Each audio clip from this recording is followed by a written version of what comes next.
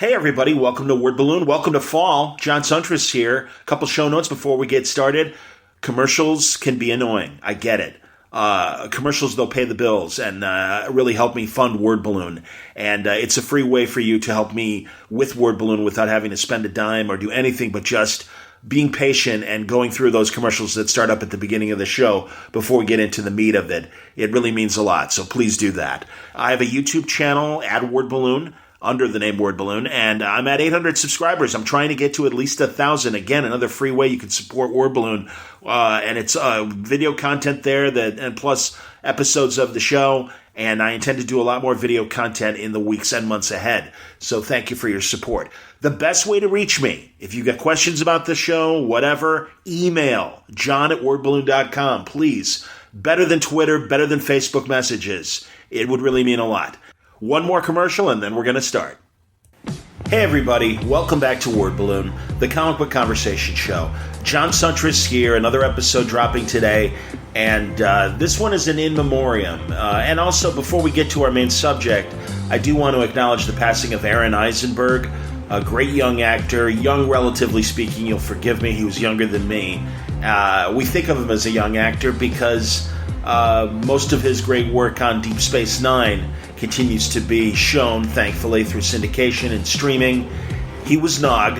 Nog was Rom's son and Quark's nephew, as you know, if you're a Deep Space Nine fan like I am. And you got to hand it to Aron Eisenberg, man. I'll tell you, they didn't give him much to work with when he first started. First of all, he was, in his 20s playing a kid because he had a kidney condition. He was only born with one kidney, and that was contributing to him being such a short person and didn't, develop as far as, others would, and, just had that condition. But, managed to live a very full life for 50 years and also was up to the task of Nog, starting as a bratty kid, kind of the gnat. You can hear the little flea in your ear as that's kind of what Nog was to me. He was so one note. Thankfully, they really started to experiment with Nog and gave him good storylines and became an earnest cadet, the first Ferengi cadet at Starfleet, determined to win Captain Sisko's acceptance and approval. He clearly admired Sisko, the character of Rom, and of Nog, pardon me, and of Nog. And, I'll tell you, they made him a very complex character. He became an ensign. He even outranked Chief O'Brien. And when the Dominion War happened, Nog was there literally on the front line and lost a leg.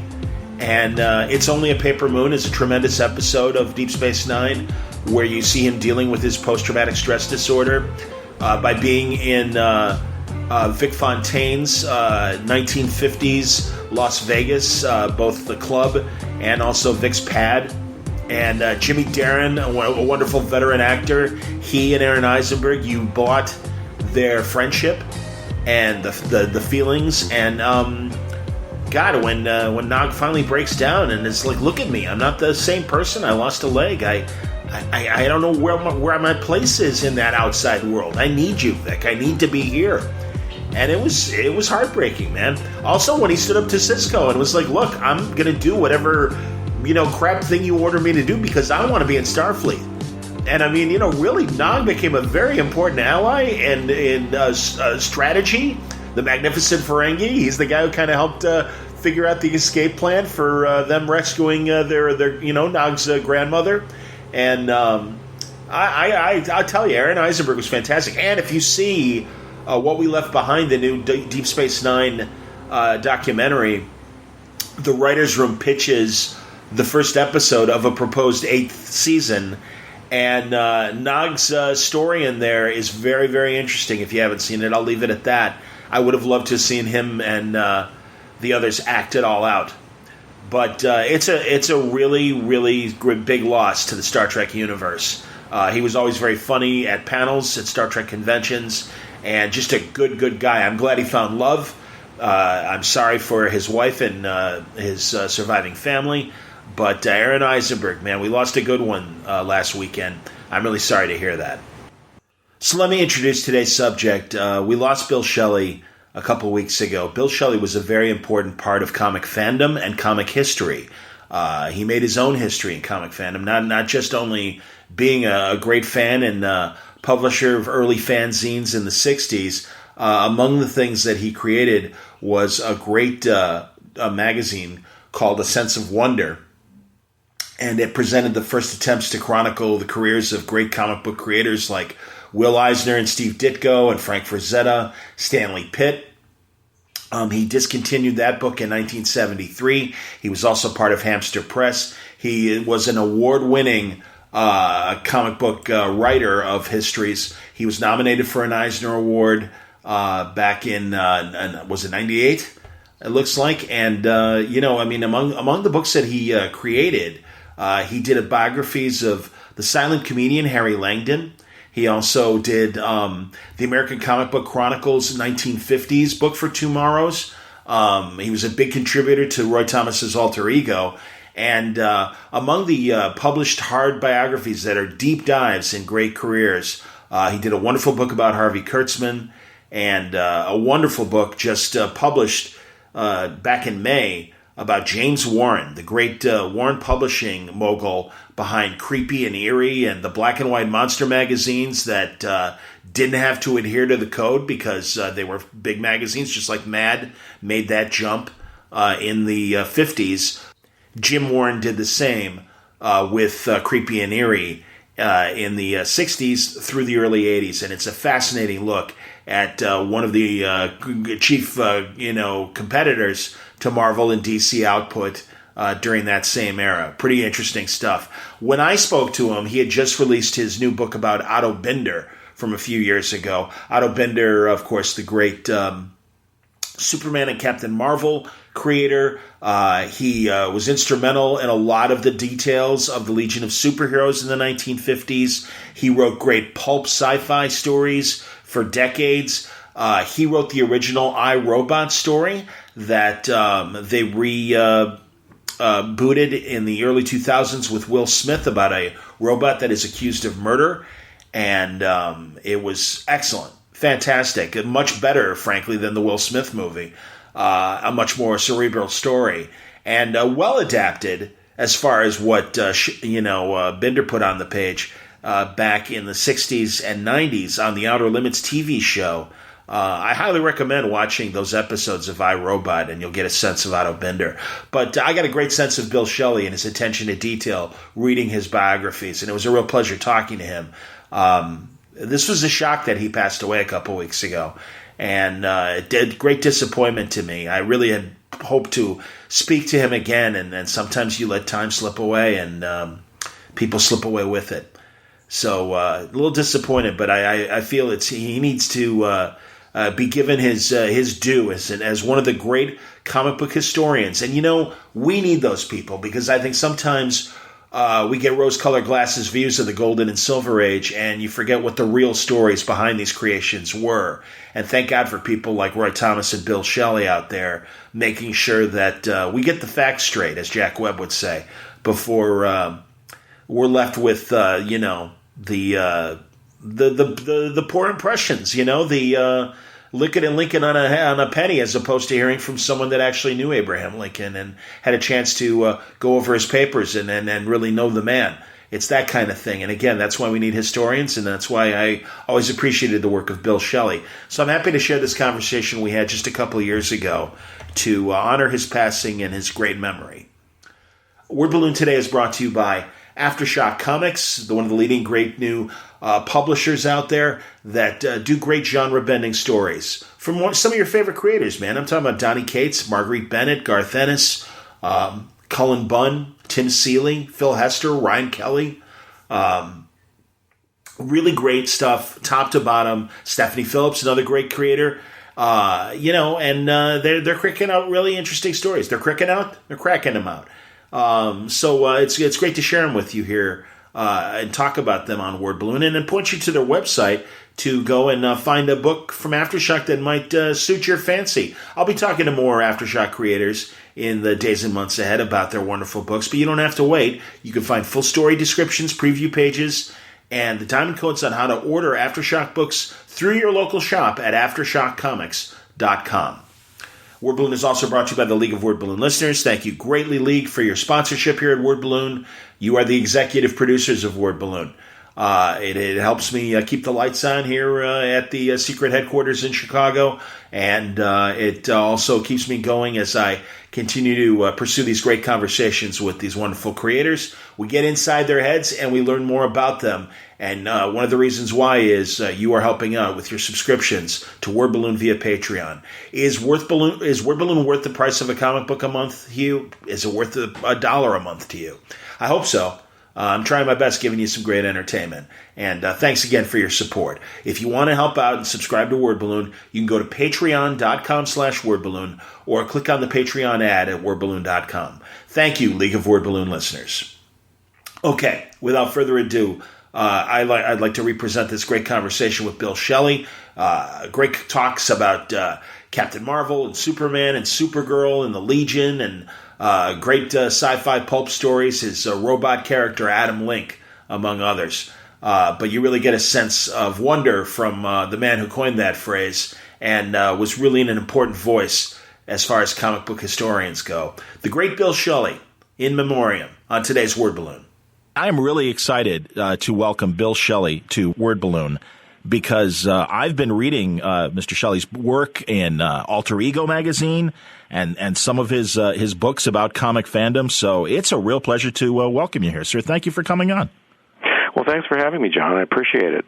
I'm thrilled with this Otto Binder book, and right now they sent me a PDF and it's on my Kindle. So give me the title of the book, please. Well, the whole title, and it is rather long, is Otto Binder, The Life and Work of a Comic Book and Science Fiction Visionary. That sums it up, though, because, my God, what a career. I was aware that he was a Captain Marvel writer, knew that he was a very important Superman writer, but really this is, a full biography, his early years, up to the early 70s when he was writing novels and doing kind of speculative science, kind of in that vein of Chariots of the Gods? Well, that's right. He was in the early 60s, he started Space World magazine, and so he was a serious science reporter for a magazine that he owned, taking a bit of a break from the comic books, and then he became known as a serious science writer, and then people started contacting him and asking him his opinion of UFOs. And he said, "Well, I have never seen one, so I guess I don't believe one. Won't believe in one till I see one." But he became more and more interested, and finally, ultimately, wrote a bunch of articles, seminal articles about UFOs in the '60s. He's known as a ufologist just for these early articles. And another interesting kind of side interest of his was that exploration of they made a movie about this a couple years ago called White Noise, but just that, the spirit, kind of contact with the spirit world through just, kind of recording a silent room and just kind of the surface noise, hearing stuff. And I want to say it might have been one of your articles or Mark Evanier. I'm not really sure. Maybe it was, is it Dick Lupoff? Or Luptoff, or how do you say Lupoff, yeah. Okay, Dick. Maybe it was Dick Lupoff or somebody. But and as I remember from your book, you said you never got to meet him face to face, unfortunately. But I know, unfortunately, but Mr. Lupoff did, and I'm not sure if Evanier did or not. But yeah, that they were even got to hear him play some of his White Noise and be like, hear that? That's the weird part. And it's that kind of stuff that ghost hunters are kind of looking for today. But he had an interest in that world as well. Well, that's right, because he was trying to speak to his brother who had died relatively young across the spirit world, and also, more importantly, really, was his daughter was killed tragically when she was 14. Yeah. And so he was trying to he became so distraught, he would believe and try to do anything to try to speak to her again if he could, including these recording things and playing them, speaking into the tape recorder, and then trying to listen back and see if these noises, if they were played backwards or if they were played slowly, sounded like voices. Unbelievable. Yeah, really, really interesting. Honestly, I bring it up not to mock him at all, but really, I think probably helped his imagination as well. I mean, again, that was after the fact, and certainly after he and his brother were writing. And in fact, we should mention, a lot of people might know his credits as Eando Binder. And that's right. E&O, right? And then it went. Right. It started out with his older brother wanting to be a writer, Earl, and then Otto teamed up with him, and they came up with the name E&O.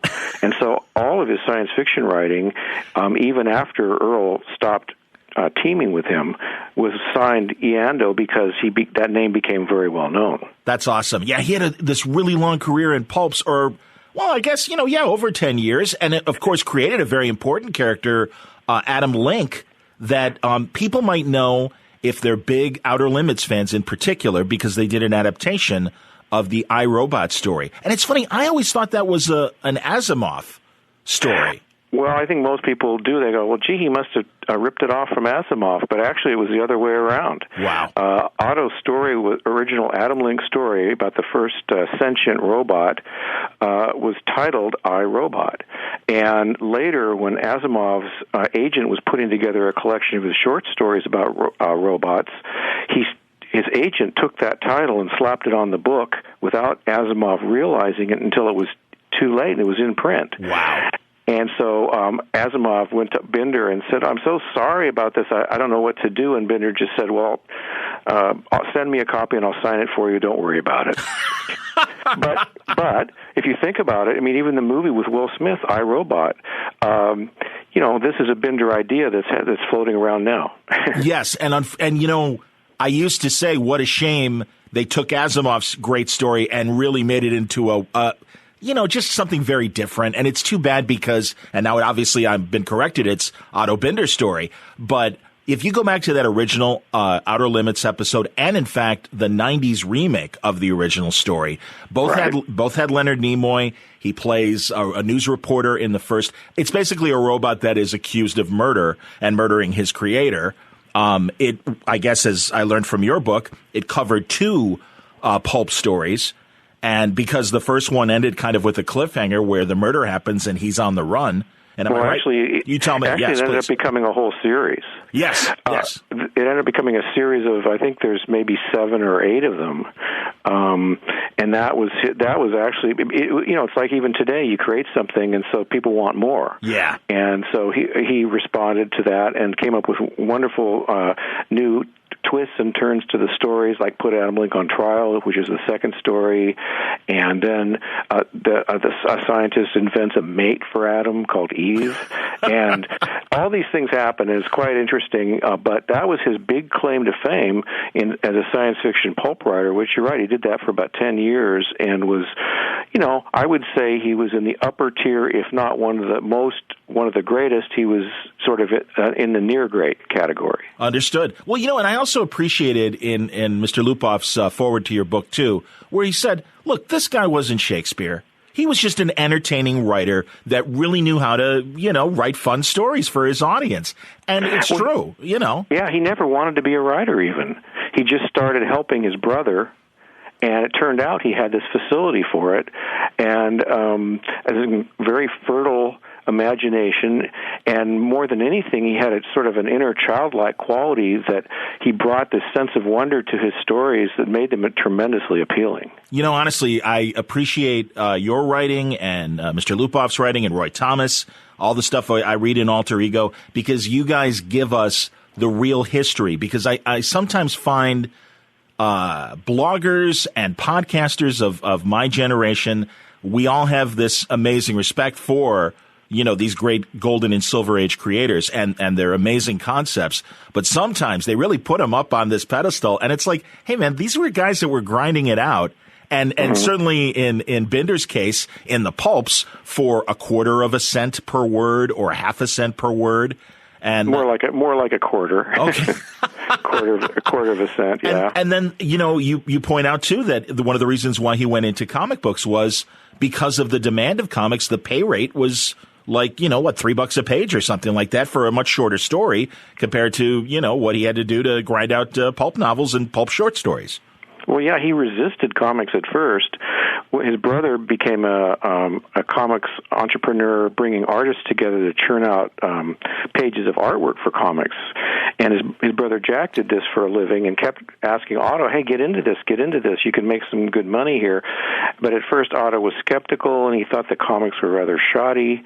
But then comics got better in the early 40s than they were in the late 30s.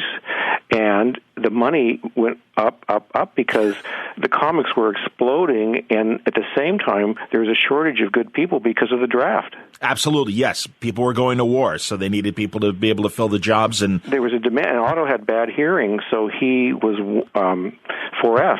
Understood.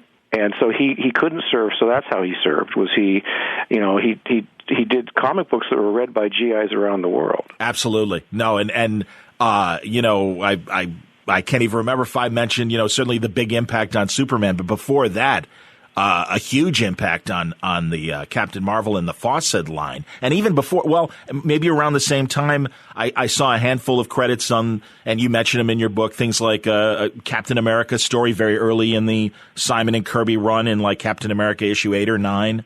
Mm-hmm. Yes, he wrote for Fawcett Comics, which is a major comic book publisher, one of the 10 majors in the 40s or so.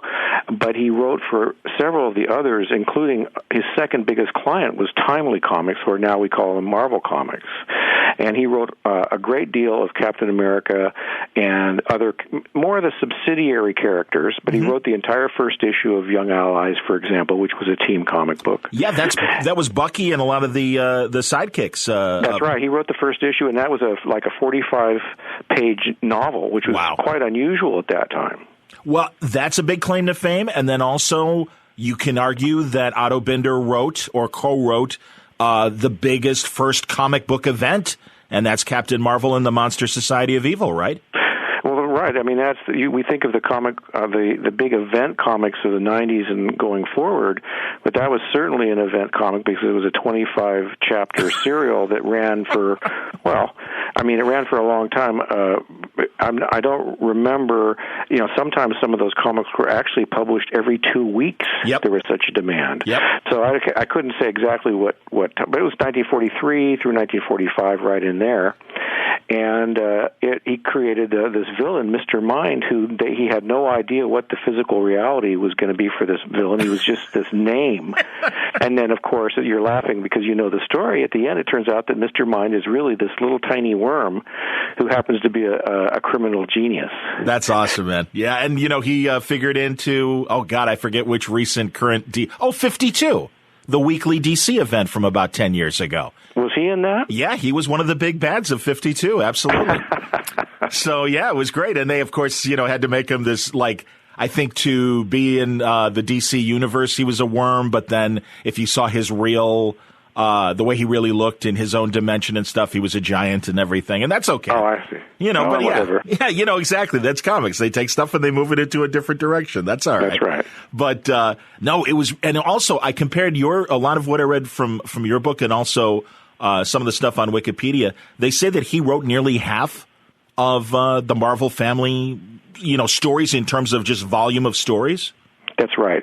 He wrote, Captain Marvel, and then there was Captain Marvel Jr., and then Otto wrote the original stories with Mary Marvel. Otto didn't create Captain Marvel. He came in about a couple of years later. Mm-hmm. But he wrote, and then there was also the Marvel Family, a comic book by that title. Mm-hmm. And he kept records. And he wrote about half of all their stories, which is, pretty amazing. Yeah, absolutely. My God, what a body of work. Just for Fawcett, we haven't gotten to the DC universe and everything he did for the Superman family. Well, right. Just in the 40s, I would say, from what I know about the history of comics, he was probably the most prolific writer of comics in the 40s. Wow. More than Stan Lee, because Stan Lee was young and didn't get started until a little later. And no, I think he is the most prolific comic book writer of the 40s because he wrote tons of comics for Canadian publishers and things. Oh, that's fantastic! I've just been kind of discovering that golden age of Canada comics and stuff, and talking to I don't know if you've encountered Hope Nicholson at all. No, I haven't, but I did look a little bit into that area because Otto wrote so much of that stuff in 44, 45, but then after the war, that went away. But, yeah, it was almost because they couldn't import American comics during the war, and that kind of gave them, the reason to create more of their own. Exactly. Yeah. And it had to do with paper supplies and different things. But you're right. I mean, as far as we haven't talked about DC, but he actually started with DC when he was still at Fawcett. He was writing stories in the late 40s, like 47, 48. He was writing Tommy Tomorrow.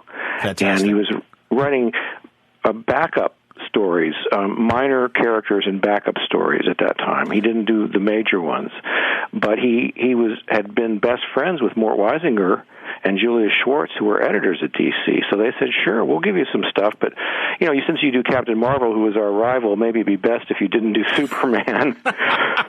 And so we'll give you these others. And Otto, of course, was more than happy to do those because they were easier to write. Well, and that was what was interesting. And I was wondering, given the fact that there was the lawsuit going on between national public periodicals that published Superman and certainly Fawcett that published Captain Marvel. It was. But and again, you really point out this friendship between Weisinger, Julie Schwartz, and Otto Binder, especially in their early years, traveling across the country, meeting other science fiction fans. This is when Weisinger and Schwartz were not only big proponents of science fiction fandom, but also were agents for sci-fi pulp writers to get them gigs, right? Right. I mean, they were the first agents for people like Ray Bradbury, and I think it was called Solar Sales Agency. Mm-hmm. But Otto got to play some of Otto's stories, but Otto had already other arrangements. But they were best buddies, and they drive across country together and all kinds of things.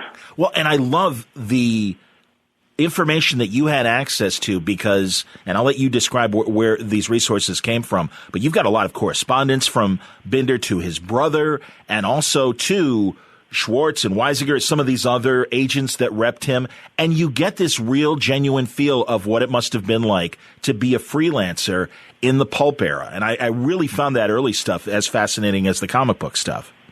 Well, yeah, because for one thing, he's a very engaging letter writer, and people corresponded back then. Yes. And fortunately, a lot of those letters were saved by some of those anal retentive science fiction fans, and we know about that as anal retentive comic fans. But anyway, they were saved, and then eventually they were put into the special collection at Texas A&M University in their Cushing Library, where I was able to find them, and it was unbelievable to find a stack of 30, 40 letters from Earl to Otto. Wow. And back, and all kinds of letters and correspondence and things like that. And of course, I was also able to talk with Julia Schwartz, who also had material that he shared with me, including a lot of photographs, rare photos. That's really cool. No, there really is amazing, and you get this real legitimate history of the pulp era, and again, this golden age of comics from the 40s through, the pre-Barry Allen Flash years. I mean, and then certainly they do spill into the Silver Age as well. And my God, his contributions to the Superman mythos. And I'll let you list a few, and I'll go into detail on the ones that I really want to spend time on. But yeah, go for it. Just give us the laundry list to begin with.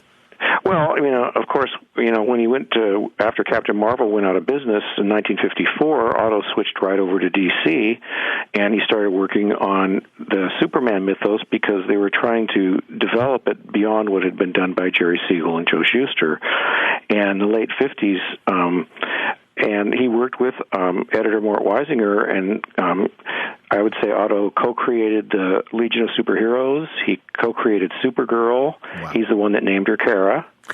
He created his Superboy Superdog Crypto. He He created Lucy Lane, Lois Lane's sister. He added and fleshed out the Superman mythos is what he did. He created Brainiac and the Bottle City of Kandor, which was, Brainiac was a space alien that stole a city from Kandor and shrunk it into a bottle, which is, as a kid, that's such a cool thing to think about, a city in a bottle, Absolutely, man. No, I agree with you. Was it your forward, or I can't remember if it was in Mr. Lupoff's forward or in your book where the first issue he read was that first 80-page giant? Well, that's me, because that was a seminal event in my life, because I'd never read a Superman comic before then, and I was 8 years old, and I was going on a train trip, and I convinced my father to give me a quarter instead of just a dime to buy a comic book because I wanted that for some reason. And 6 of the 8 or 9 stories were written by Otto Binder in that annual. Wow. So my connection with him goes back to my discovery of comic books, and his stories were what turned me on to comics. Man, and I think about 12 or 15 years later, when I was about 8 years old, I was reading one of the last 80-page giants before they became the 100-page spectaculars.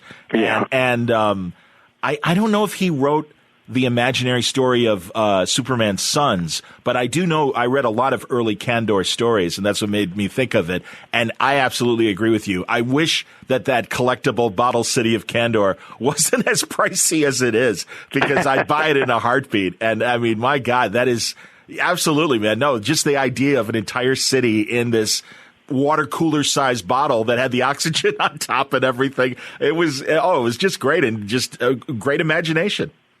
Well, to fill in just a little bit more about his contributions so you can understand how much he contributed at this time, he wrote the entire first 30 or so issues of Jimmy Olsen in his own comic. He wrote a story, at least 1 or 2 stories in every issue of Superboy from the time he started working on them, and in the late 50s. And so he wrote an awful lot. He loved the character of Jimmy Olsen because it probably kind of reminded him of Billy Batson, who was Captain Marvel's secret identity, so to speak. Sure. And he loved Superboy because, Otto grew up in a small town that he based Smallville on. I mean, Smallville is based on, in his stories, is based on Randolph, Nebraska, which is where Otto spent his childhood. That's great. And he lived there like a Tom Sawyer in this little town, and he didn't invent Smallville, just like he didn't invent Bizarro, but he wrote the first Bizarro story for comic books.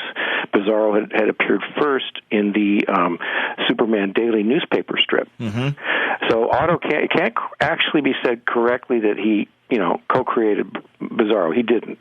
He just wrote that great story where Superboy meets Bizarro, and it's just a classic. Thank you. I'm really glad there are people like you that let us know these kind of details, because the same goes for Leo Dorfman and Alvin Schwartz. These are, Silver Age writers for the listeners who may not know. I know you know. Well, I'm kind of astounded that because they just aren't that well known. Well, because I'm friends with people like Mark Waid, and so they kind of help me out as well. I'm sure Mark does. But that's the thing. I mean, it's, they didn't have the credits in those great stories. No. And so you don't know until you find the historian who goes, yeah, this is what the contributions were of these people. We know Kurt Swan's art. We might know Kurt Schaffenberger's art. Did I say his name right? That's correct. All right, there we go.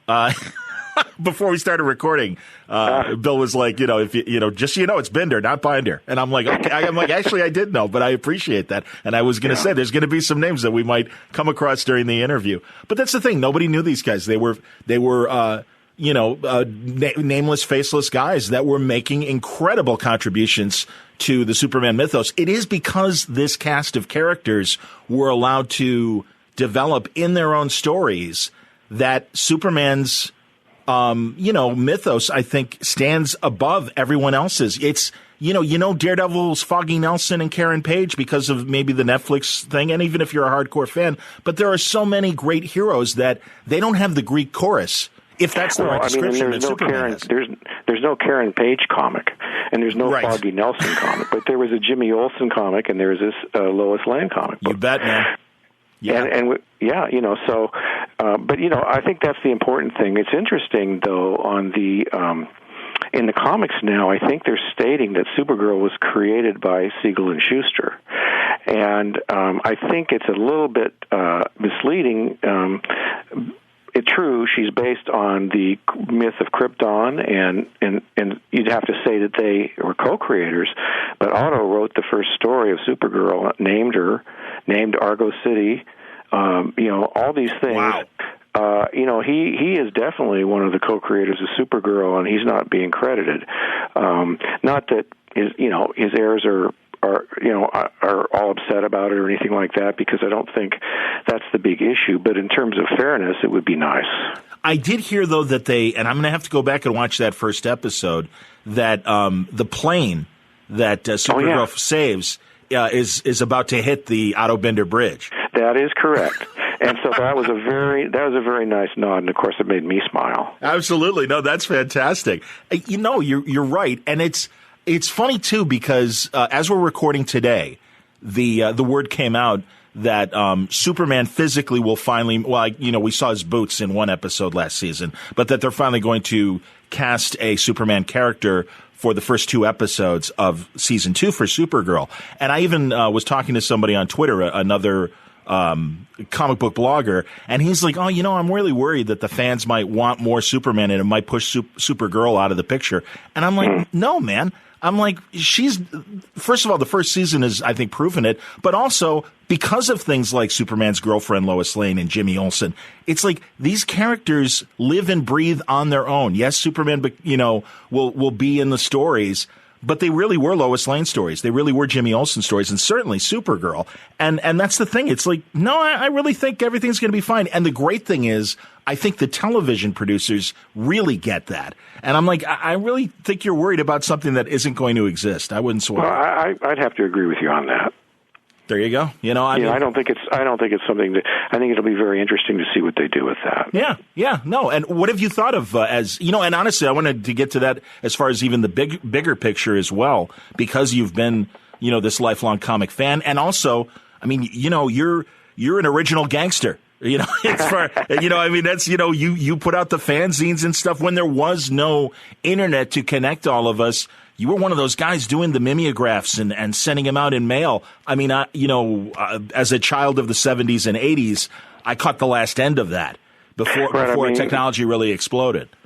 We were the people that used to get letters full of with coins with sticky tape on them, and from maybe 100 people would order it. That's awesome. And they'd send you 20 cents taped to their letter, and I dealt with did those things when I was a kid, because I've always been a writer. It's been in my blood, and so the minute I even heard of such a thing as fanzine, it's like, I can do one.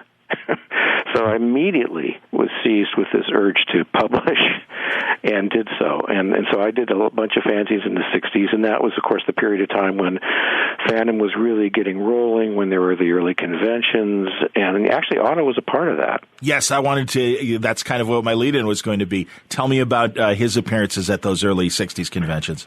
Well, the first time he got involved, he was invited by Richard Lupoff, who wrote the introduction to my book, to Lupoff's home, because Lupoff had discovered that Otto was working at Space World in New York and made the connection, and they were going to show the Captain Marvel movie serial, and he invited Otto and his wife, and Otto met all these comic fans for the first time, and he said, I never had any idea there were people that actually were fans of comics. I figured people just read them and traded them or threw them away.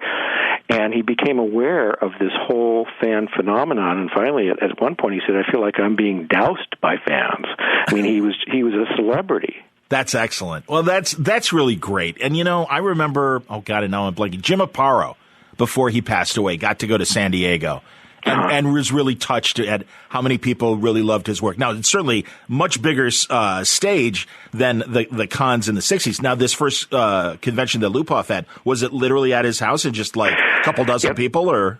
Yeah, I wouldn't say that was a convention, but what happened is Otto got involved with these fans and ended up going to what is called the first real convention, true convention, which was in 65 in New York City. There was one in 64, but it only lasted a few hours, and it was one afternoon, whereas in 65 it was at a hotel, and they had a full program. It was over multiple days, and it was a real convention. Otto was the guest of honor. That's excellent. That's fantastic. Your fanzines, what were some of the names of your fanzines? Well, my first one was called Superheroes Anonymous. Okay. I mean, I have no idea what it meant or why I thought that was cool. I just came up with it. But what I'm best known for was a fanzine I did a little bit later when I finally got my act together somewhat. It was called Sense of Wonder. Okay. Yeah. And I did 12 issues of Sense of Wonder from 1967 to 1972, and by the end it was a rather professional photo offset magazine. And the only problem was I wasn't good enough to be in my own fanzine anymore. You know, my art wasn't that great, and at that time I wasn't the best writer around or anything. I've developed somewhat as a writer since then. Did you create comic strips, as I know some fanzines did create their own heroes and Absolutely. Their own adventures? Okay. In fact, I was known for a character called the Immortal Corpse. Awesome. The Immortal Corpse was the first dead hero that was dead. And, you know, think about how many dead heroes there are now. And he literally, and his power was that he could control his age, so he could freak people out by grabbing them and then aging in front of them, and they thought they were going crazy, and I don't know. That's fantastic. No, man, I'm laughing with joy. I'm not mocking. I swear. It's okay, but the character became quite popular, appeared in a number of different fanzines, and then more recently, some people said, "Well, gee, you know, you should try, you know, marketing that as a TV show or video game." And by the time that happened, there'd been so many others, you know, I Corpse, I this, I that you know, it was just an old idea at that point. Well, DC's own iZombie, obviously, as well. Yeah, I mean, you know, what are you going to do? I mean, I had the idea back in '64, but hey. I hear you, man. No, it's all right. I honestly, I truly, I have great respect for the fanzines. I used to get similar things that covered boxing back in the day. I'm a big boxing fan.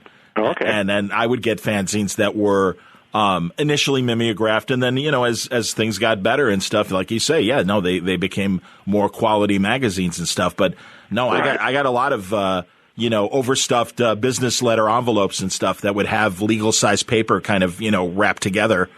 Well, that was the internet of the day. Yes. No Absolutely, question. It was. Yeah. Did you do interviews with, you know, the publishers and the editors and writers as well? Back then? Yeah. Well, no, it was a problem for me because, you know, and people, when I was 13 or 14, the idea of making long-distance calls, pretty expensive. My parents would never have countenanced it. They would have just said, forget it, because it was expensive. Yes, and then later, what happened was we moved to Idaho, so I was in the middle of nowhere, so I couldn't really get to conventions. And so I only went to one big convention, which is the 1973 New York Con. I went there after I graduated from high school, or from college, and that's the only big con I ever went to. Who'd you see at that con? That's fantastic. Well, Harvey Kurtzman was there. Outstanding. And William Gaines. Wow. Steranko. Let's see. Bob Kane gave a speech where by the end, the room was empty. Why is that? What happened? He was a very, very full of himself. and after you've heard someone brag about how great they are, you know, for a while, at first you're indulgent. Because you figure, well, he created Batman. But after a while, it's just like, oh, geez, this guy's a real jerk. That's awesome. And so the room emptied. And but I did see other people. I mean, other people there, of course, who were at the convention. Jim Warren I talked to. In fact, I even interviewed for a job at Creepy and Eerie at that point. Oh, wow. And McGill Kane, I met in an elevator. Von Baudet. Wow. So yeah, it was a comic book fandom was going great guns in 1973. That's awesome. That's fantastic. Oh, you know, again, that's kind of when I got into it. The 20-cent per issue era. That was right. Well, that's a real popular era right now. The Bronze Age is a big deal right now. You know, and I always feel, getting back to Superman, kind of neglected, and it was like, I loved it, man. When he was working for WGBS and Steve Lombard was pulling pranks on him, and, you know. Well, your golden age is what age you were when you were 12. This is true. This is 100% right. You are right. Now, you mentioned Harvey Kurtzman, and I said this before we're recording. You're nominated for an Eisner for your Harvey Kurtzman book. Yes, I'm very happy about that, of course. Yeah, I want, you know, like I said, before the San Diego convention happens, I do want you back because I'd love to talk more about the Kurtzman book in full. Well, it was an amazing project. I'd be very happy to come back. It would be good to dedicate a whole show to it, or a great part of a show, rather than try to talk about him now. That's what I figured. Yeah, I didn't want to overtax you either. And we just met, so I don't want I don't want to ingratiate myself on you too much. Shut up, kid. We're done talking. It's okay. I'm happy to be. I'm just really glad to be able to talk about Otto and be able to talk about the book, and because he's such a wonderful, warm man who really had some tough breaks later in his life with the death of his daughter, but he survived them, and he's just everybody who knew him loved Otto. That's cool, and I really think it comes through in the book. And again, I just love the amount of research you were able to do and put into this. And also, this is a second edition of this book. You originally released it in 2003? Right. When I first got back into comic fandom in the early 90s after being away for a while, I started wanting to write, but I just really didn't have any credentials. So I started self-publishing. So I did my book, The Golden Age of Comic Fandom. I self-published that, which was the first book-length history of fandom. Mm-hmm. And then after I did several books on the history of fandom, I decided that I wanted to branch out a little bit. And Roy Thomas and I were talking about how great it would be if there was a book on Otto Binder, because Roy knew Otto. And so I said, well, gee, maybe that'd be a project I could do. And so I self-published the first edition. And then recently I was moaning on Facebook about, gee, I'd sure like to do another edition of this. There were only 1,000 copies printed of the original. And a publisher, North Atlantic Books, a representative, got in touch with me from that little rant on Facebook, and thus we have a book. That's excellent. I'm really glad that happened. And, available at Amazon. As we're recording, the book drops this week. Right. So, it's supposed to be tomorrow is its publication date. Yes. So that the 7th, June 7th is the day that it appeared and, right. Or that it debuted. So if you're listening after that, it's already out there, and go to Amazon and check North Atlantic Books. North Atlantic Books, and this book is almost 100 pages longer than the first edition. That's excellent. Yeah. And I was reading the difference, a lot of supplemental material in terms of personal papers and correspondence. More of that stuff in the book, and also a lot more photographs as well. Exactly. It's just a better book. All the errors that people pointed out to me have been fixed. It's just I'm a little better writer now, so I was able to kind of smooth it out a little bit and make it better. I'm very happy with the way it turned out. So, and again, we'll talk again if you're able. I'd love to talk about Kurtzman, but what other figures would you like to do full biographies of? Well, it takes three things to do that. A, it has to be somebody that you really want to spend 2 years of your life doing and thinking about. Understood. B, it takes access to the material. I don't want to work on a book and just regurgitate everything that's been written. I want to get access to things that haven't been known, to family photographs and different things like that. And that's not always possible, of course. And then third, it has to be someone who's could really be well enough known to support a book and for a publisher to be interested in publishing a book on someone because they figured they could sell enough copies. So it's tricky figuring out, how many people in comic books are there that really would make all those cuts. And so, but obviously, I would, there could be a book on Frank Frazetta. There could be a book on Robert Crumb. There could be in comics.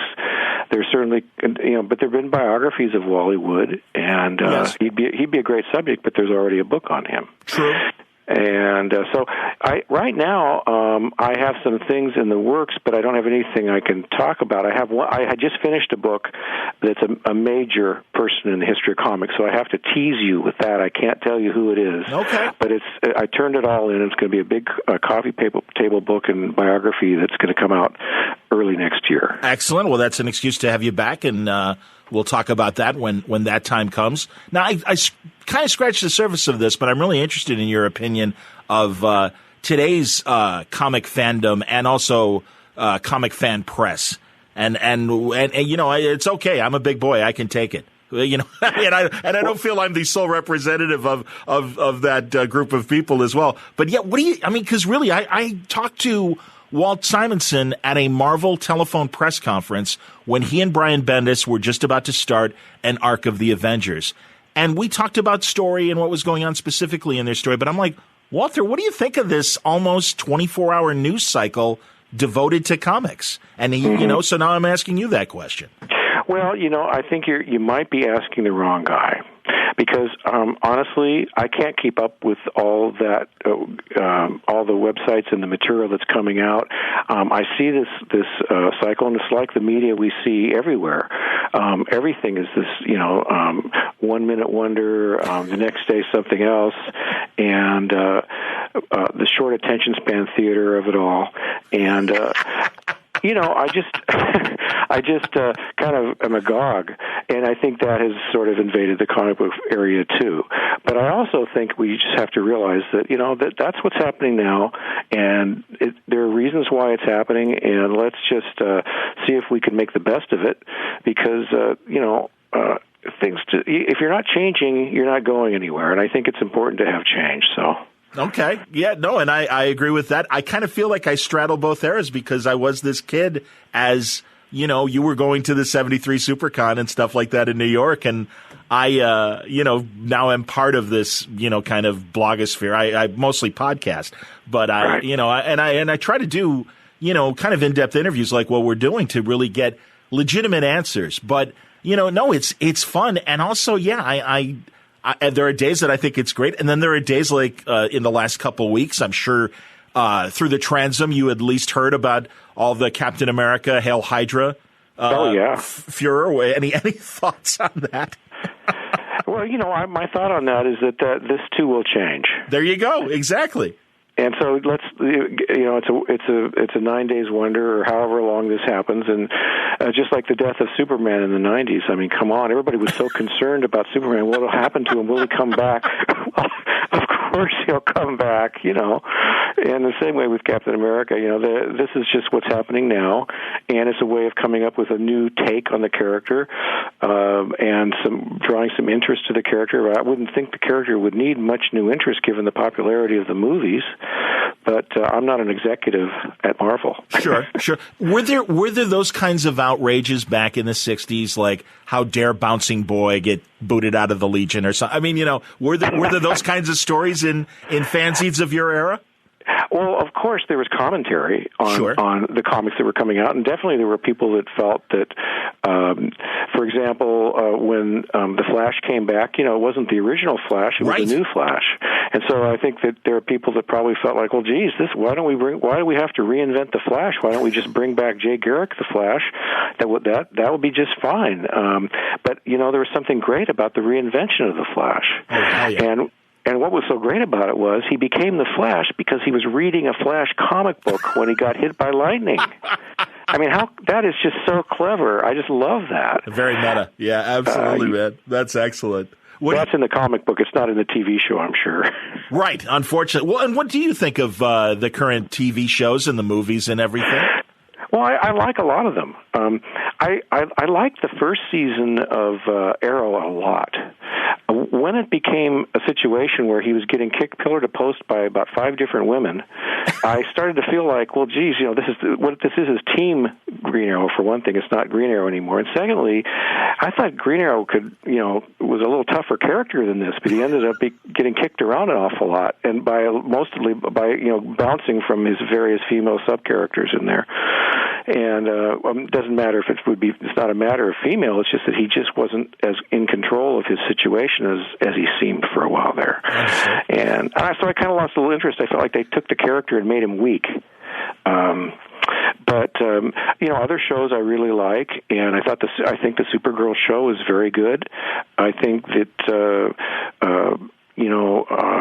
the Greg Berlanti shows, Flash is, of course, probably the most popular, and I mean, it's a terrific show, and it got off to a wonderful start, and it has an excellent star.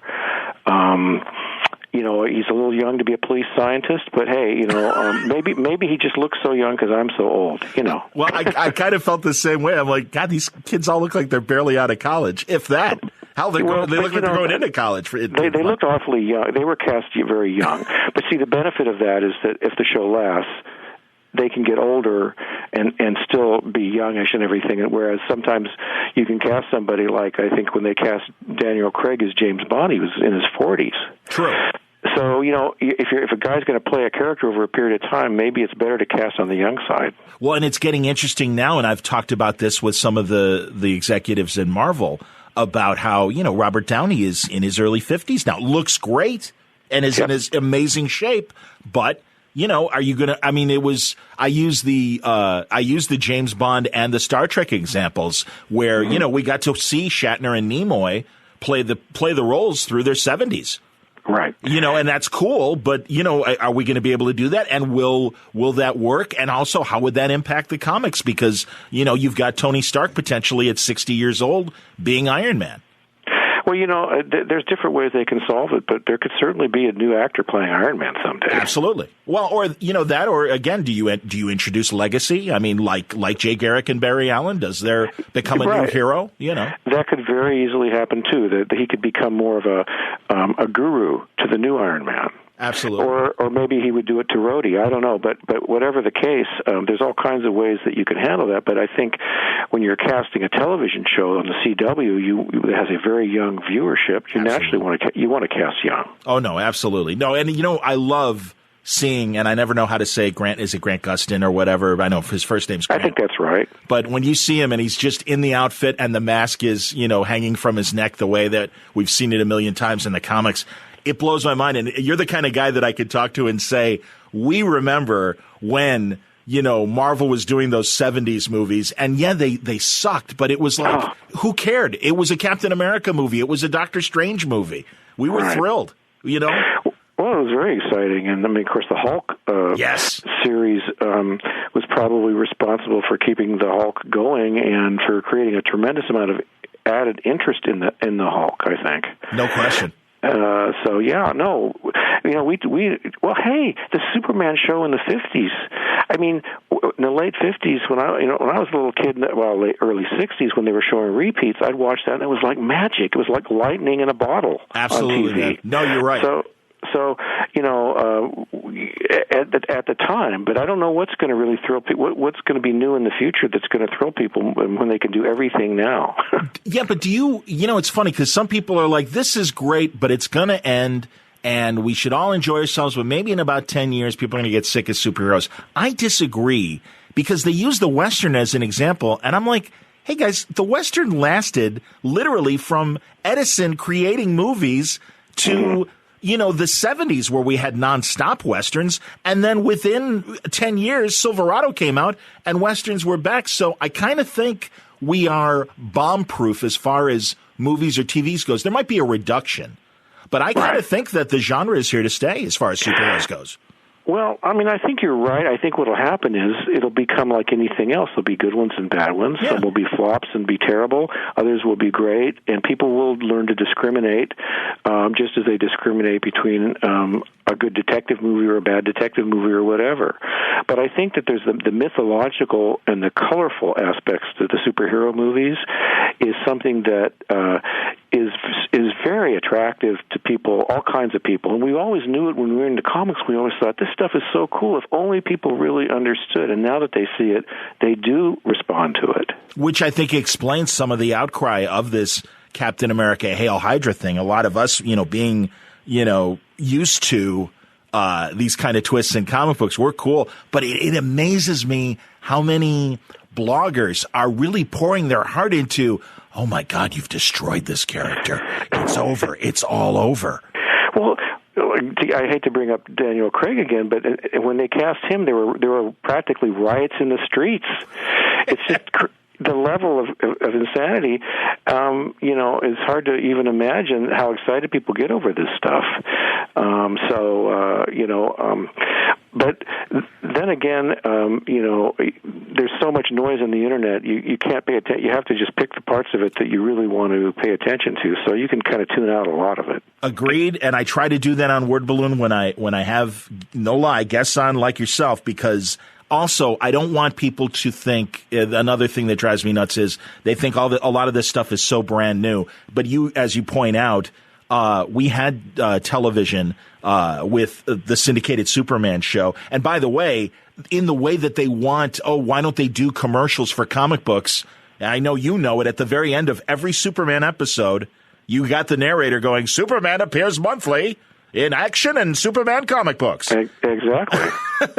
And that's because they owned the show. Oh, yeah. And, there's no question now is a great time to be a fan of these movies because they're just, I mean, the new Civil War just blew my mind. It was really a terrific movie. Oh, yeah. To think, for me, being an older guy, to watch this, it's like I never dreamed in a million years we'd be able to have, Giant Man lumbering around an airport or something like that. I mean, I laughed out. When I saw that, I was just so thrilled, I just couldn't believe it. Absolutely. And that many different heroes performing their powers against each other. Yeah, right. Really, man, you're only like a decade and a half or so ahead of me. And I felt the same way. It's like, oh my God, thank God we lived to see all this happen. It's great. Yeah, it's a great time for that. I mean, God. No, and also, well, that's why when the younger people are like, meh, and it was okay. And it's like, oh, you guys have no idea the crap we were like, yay, that superhero roast, the celebrity roast from the 70s, even that crap. We're like, yeah, good. Yeah. Well, no, it is great. On the other hand, those were some great comics that were published back then, and to be a fan back when Frank Miller first got into comics and was doing Daredevil for the first time, and to see that talent flower like it did, and to see him come along and Alan Moore to get into comics and people like that in the 80s is just there's just something so exciting about seeing that kind of talent just find itself and create great comic books. Well, and again, you go a few decades earlier, and that's exactly the kind of description you make for Otto Binder. Yeah, and Otto really had the magic touch when it came to how to write these stories, and he did so many of them, and he knew what he was doing from start to finish. And it's good to give credit where it's due, and he hasn't always gotten the recognition that he probably deserves. And so I'm hoping that this book will really touch a nerve with people, that they'll recommend it to their friends, they'll talk about it on Facebook, and really the advance orders. I don't have specific numbers, but the publisher told me they went back to press before the book even came out. Fantastic. That's so great. It sounds like there's going to be a real good reception for this book. That's excellent. I'm happy to help pass the word on to the Word Balloon audience and let them know that, no, this is a great book and really a very important game-changing creator that should not be forgotten. And luckily, we've got your book, Otto Binder, The Life and Work of a Comic Book and Science Fiction Visionary, from Bill Schelly. It is out this week. Look for it. Look for it at your comic stores. I bet a lot of them are ordering it as well as regular bookstores, and you can find it online at Amazon. And good luck with the nomination for Harvey Kurtzman, the man who created Mad and revolutionized humor in America. Another one of those long titles, yeah. Well, luckily, you see, I got the cover in front of me now, so I'm good. Well, thanks for having me on, John. It's really been a pleasure talking to you. Likewise, Bill. Seriously, and I will be stalking you so that you'll come back before the Eisners and we can talk about Kurtzman. That would be great. Let's do that. Okay, that's the plan. Let's have Bill back. That's Bill Schelly from 2015. We lost Bill a couple weeks ago, as I said earlier. Very sad, very quick, and tragic because, again, we've lost an incredible historian voice in the comic culture, and wanted to acknowledge his greatness, and I think you found it. You could tell from this conversation.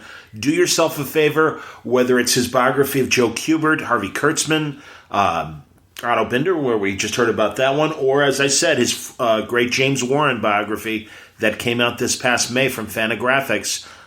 You can't go wrong because Bill gets the story right. He goes into great detail. He talks to the right people, and you get a real full picture of his subjects. We're going to miss Bill Schelly, and we honor him today and thank him for his contributions to the comics culture. I hope you enjoyed today's episode of Word Balloon. It was brought to you by, of course, our friends at Aftershock Comics. Those are great people. Got to see them at Rose City in Portland. My buddy Steve Rotterdam, my buddy Mark Hammond, and good hang time. And glad to see great responses to the Aftershock product. God, they came in with a lot of product and left with very little.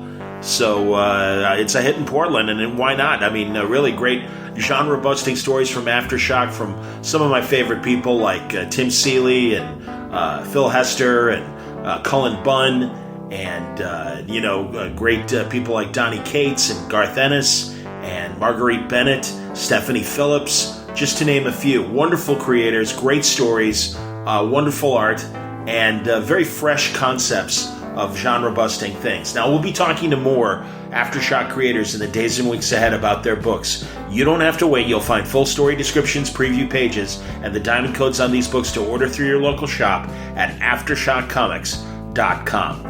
Word Balloon also brought to you by the League of Word Balloon listeners, the subscribers of Word Balloon via Patreon, who keep the lights on here at Word Balloon's secret headquarters deep in the bowels of the Windy City.